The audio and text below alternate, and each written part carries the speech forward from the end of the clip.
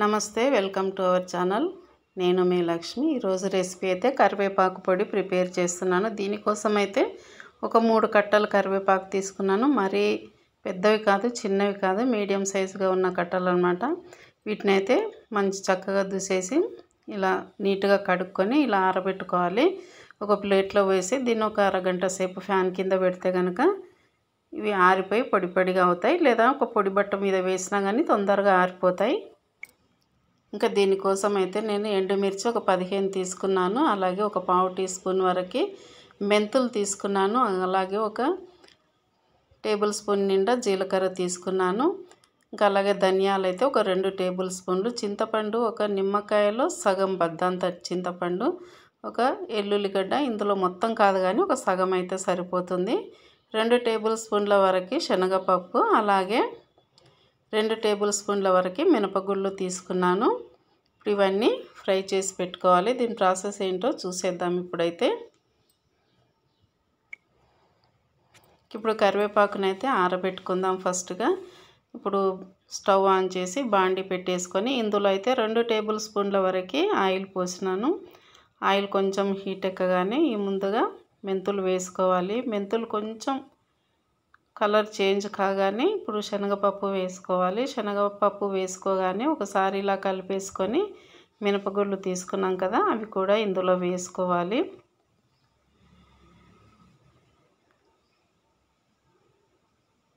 ఇవి కొంచెం వేగగానే మినపగుళ్ళు వేసుకోవాలి. 2 ఒకేసారి వేస్తే మినపగుళ్ళు అనేవి తొందరగా మాడిపోతాయి, శనగపప్పు వేగదు.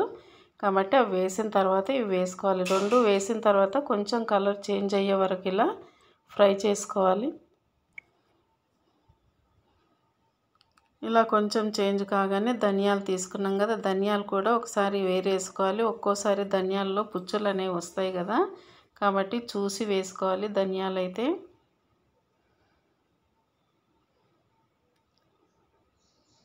ధనియాలు వేసుకున్న తర్వాత ఇవి కొంచెం వేగగానే లాస్ట్కు జీలకర్ర వేసుకోవాలి. జీలకర్ర ముందుగానే వేస్తే జీలకర్ర మొత్తం మాడిపోయి ఇంకా టేస్ట్ అనేది ఉండదు పొడి. ఇది మామూలుగా వేగితేనే బాగుంటుంది జీలకర్ర అనేది.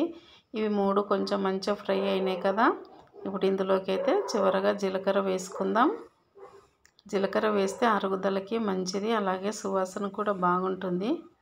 జీలకర్ర వేసిన తర్వాత ఒకసారి ఇలా ఫ్రై చేసుకొని ఎండుమిరపకాయలు అయితే ఒక 15 వరకు తీసుకున్నాం కదా, అవైతే తొడిమలు తీసేసి దాన్ని కొంచెం హీట్ ఉన్నా సరిపోతుంది, తొందరగా వేగిపోతాయి అన్నమాట. ఇంకా అవి కూడా ఇందులో వేసుకొని వేపుకోవాలి.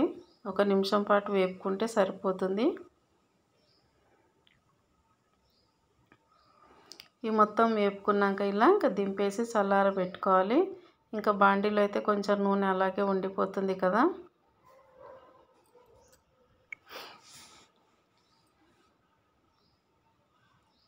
ఈ నూనెలో మళ్ళీ ఇప్పుడు కరివేపాకును వేసుకోవాలి. కరివేపాకు అయితే పొడి పొడిగా ఆరిపోయింది. ఇప్పుడు ఈ కరివేపాకునంతా వేసుకొని ఇది గలగల అయ్యేంత వరకు కూడా ఫ్రై చేసుకోవాలి. మరి మంటను పెద్దగా పెట్టకుండా మామూలుగా మీడియం ఫ్లేమ్లో పెట్టి ఇలా ఫ్రై చేసుకుంటే సరిపోతుంది. ఇందులోకి ఒక 1/2 టీ స్పూన్ వరకు పసుపు వేసుకోవాలి. చింతపండు మాత్రం ఏం ఫ్రై చేయనవసరం లేదు, పచ్చిది అలాగే వేసుకోవాలి. ఇవి మొత్తం ఇలా గలగల అయిన తర్వాత ఇంకా దింపేసుకొని చల్లారిన తర్వాత మొత్తాన్ని మిక్సీ పట్టేసుకోవాలి. అంటే ముందుగా మిరపకాయలు అలాగే మినపగుళ్ళు శనగగుళ్ళు అన్నీ వేయించుకున్నాం కదా, అవి మొత్తం తగినంత ఉప్పు వేసుకోవాలి. నేనైతే ఇక్కడ 1 టీ స్పూన్ వరకు ఉప్పు వేసుకున్నాను. ఇలా పొడి చేసిన తర్వాత ఇప్పుడు ఇందులోకి కరివేపాకు కూడా యాడ్ చేసి మిక్సీ పట్టుకుందాం.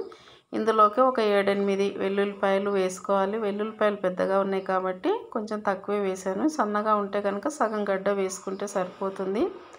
అలాగే ఇందులోకి చింతపండు కూడా నారలు అలాగే పొట్టు మొత్తం తీసేసి నీట్గా క్లీన్ చేసుకొని ఇందులో వేసుకోవాలి. వేసుకొని మరోసారి మిక్సీ పట్టేసుకుంటే కొంచెం మరీ మెత్తగా కాకుండా కొంచెం బరకగా ఉండేటట్టు మాత్రమే పట్టుకోవాలి. ఇలా పొడి అయింది కదా, ఇది రోజు ఉదయాన్నే అంటే మనం లంచ్ చేసేటప్పుడు కానివ్వండి కొంచెం వేసుకొని కొద్దిగా నెయ్యి వేసుకొని ఒక 2-3 ముద్దలు వేడి అన్నం తింటే కనుక అరుగుదల బాగుంటుంది. అలాగే ఆరోగ్యానికి మంచిది, ఆకలి కూడా బాగుంటుంది. పిల్లలకు కానివ్వండి పెద్దలకు కానివ్వండి. రైస్లోకే కాకుండా ఇది మామూలుగా చపాతి, ఇడ్లీ, దోశ, ఉప్మా ఎందులోకైనా చాలా బాగుంటుంది ఈ పొడి. చూసారు కదా, నచ్చిందా? ఒక లైక్ ఇవ్వండి, షేర్ చేయండి, అలాగే సబ్స్క్రైబ్ చేసుకోండి మన ఛానల్ని అయితే. Thank you.